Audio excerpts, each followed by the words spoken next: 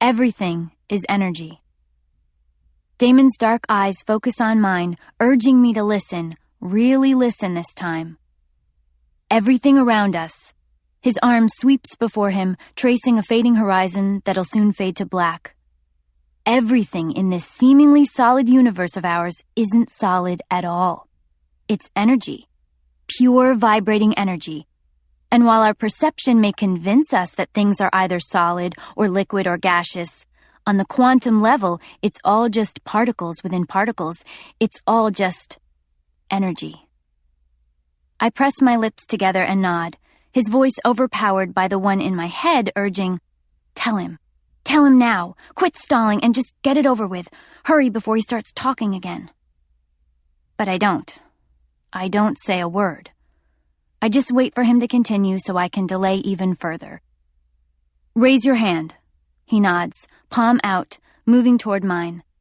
Lifting my arm slowly, cautiously, determined to avoid any and all physical contact, when he says, "Now tell me, what do you see?"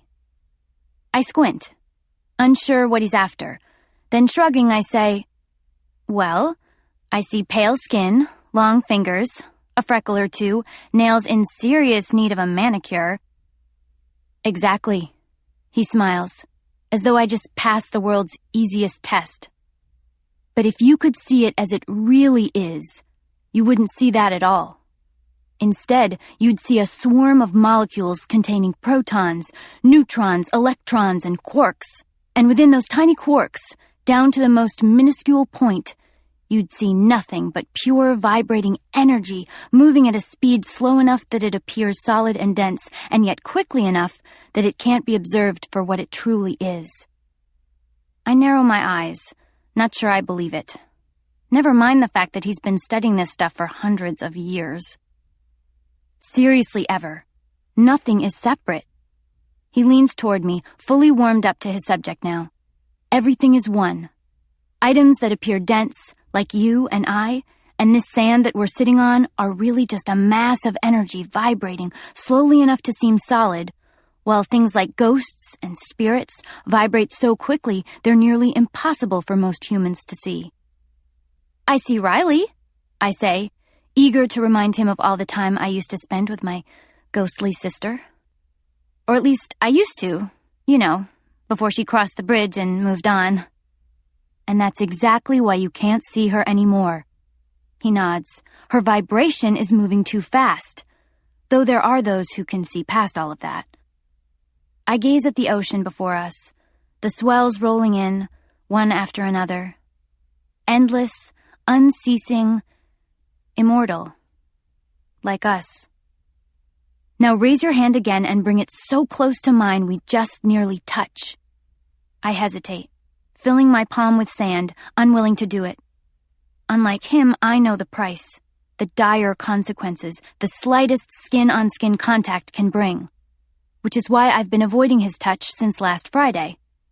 But when I peer at him again, his palm face out, waiting for mine, I take a deep breath and lift my hand too, gasping when he draws so close the space that divides is razor thin. "Feel that?" He smiles. "That tingle and heat. That's our energy connecting." He moves his hand back and forth, manipulating the push and pull of the energy force field between us. "But if we're all connected like you say, then why doesn't it all feel the same?" I whisper, drawn by the undeniable magnetic stream that links us, causing the most wonderful warmth to course through my body. "We are all connected. All of us made of the same vibrating source, but while some energy leaves you cold and some leaves you lukewarm, the one that you're destined for, it feels just like this." I close my eyes and turn, allowing the tears to stream down my cheeks, no longer able to keep them in check. Knowing I'm barred from the feel of his skin, the touch of his lips, the solid warm comfort of his body on mine, this electric energy field that trembles between us is the closest I'll get, thanks to the horrible decision I made. Science is just now catching up with what metaphysicians and the great spiritual teachers have known for centuries. Everything is energy, everything is one. I can hear the smile in his voice as he draws closer, eager to entwine his fingers with mine. But I move away quickly, catching his eye just long enough to see the look of hurt that crosses his face. The same look he's been giving me since I made him drink the antidote that returned him to life.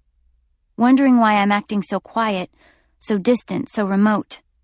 Refusing to touch him when just a few weeks before I couldn't get enough. Incorrectly assuming it's because of his hurtful behavior, his flirting with Stacia, his cruelty toward me, when the truth is, it has nothing to do with that. He was under Roman's spell, the entire school was. It wasn't his fault. What he doesn't know is that while the antidote returned him to life, the moment I added my blood to the mix, it also ensured we could never be together. Never. Ever. For all eternity. Ever, he whispers, voice deep and sincere. But I can't look at him, can't touch him, and I certainly can't utter the words he deserves to hear. I messed up. I'm so sorry. Roman tricked me, and I was desperate and dumb enough to fall for his ploy, and now there's no hope for us because if you kiss me, if we exchange our DNA, you'll die. I can't do it. I'm the worst kind of coward. I'm pathetic and weak, and there's just no way I can find it within me. Ever, please, what is it? He asks, alarmed by my tears. You've been like this for days. Is it me? Is it something I've done? Because, I don't remember much of what happened, and the memories that are starting to surface, well, you must know by now that wasn't the real me. I would never intentionally hurt you. I'd never harm you in any way. I hug myself tightly, scrunching my shoulders and bowing my head, wishing I could make myself smaller, so small he could no longer see me. Knowing his words are true, that he's incapable of hurting me. Only I could do something so hurtful, so rash, so ridiculously impulsive. Only I could be stupid enough to fall for Roman's bait. So eager to prove myself as Damon's one true love, wanting to be the only one who could save him. And now look at the mess that I've made. He moves toward me, sliding his arm around me, grasping my waist and pulling me near. But I can't risk the closeness. My tears are lethal now, and must be kept far from his skin. I scramble to my feet and run toward the ocean, curling my toes at its edge and allowing the cold white froth to splash onto my shins, wishing I could dive under its vastness and be carried by the tide. Anything to avoid saying the words, anything to avoid telling my one true love, my eternal partner, my soulmate for the last 400 years, that while he may have given me eternity, I've brought us to our end.